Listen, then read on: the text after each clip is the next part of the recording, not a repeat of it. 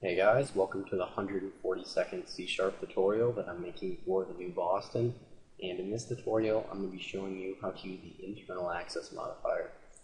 So when we first started learning about access modifiers, I told you that there were a few that we weren't going to be able to learn yet. And the internal access modifier is the last access modifier that we have to learn.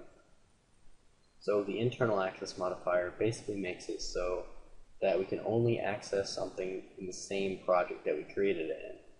So if I were to make this class right here internal, then I would only be able to access this class inside of this MyDLL project.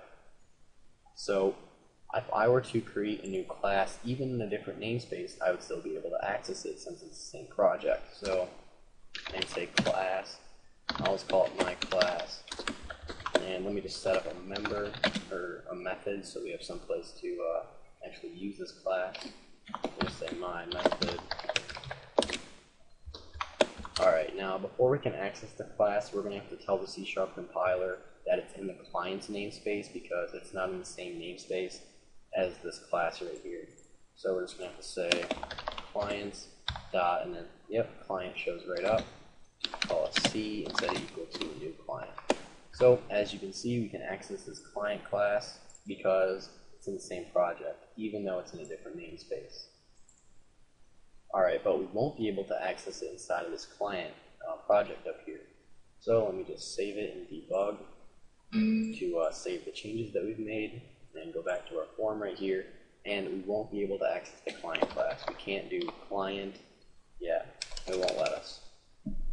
You can also apply the internal access modifier to members and fields as well. And a member is basically a property, an event, an indexer, or a method. So we could make this property right here internal, so we could say internal string name, and now this name property is internal. And let me just make this class public again. Alright, so now we can access this name property inside of this method right here because it's in the same project as this property. So we can do c.name, and yep, we can access it. But we won't be able to access it inside of our client project. So let me just save and debug here. Alright, go back to our form. We can now access our client class because I made it public again. But we won't be able to access that name property. Nope, we can't even see it. And we can also apply this to fields as well. So if we wanted to make like a variable internal, we could. So if we wanted to make like an internal integer called like height, then we wouldn't be able to access it outside of this project. So let's say 25. So now, since this is in the same project as this field right here, we'll be able to access it. So we can do c.height, yep, that's fine. But we won't be able to do c.height in a different project. So let me just save and debug. Alright, go back to our form, and we can't do c.height. It doesn't show up.